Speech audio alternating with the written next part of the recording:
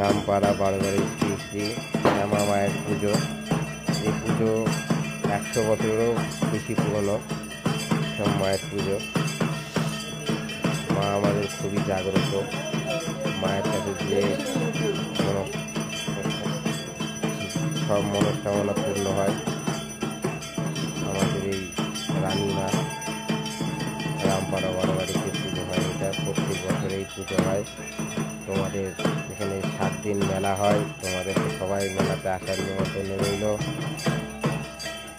জয় মা, আমার মা, তোমার মা, সবার মা। তপন থানা, রামপাড়া চেচরা।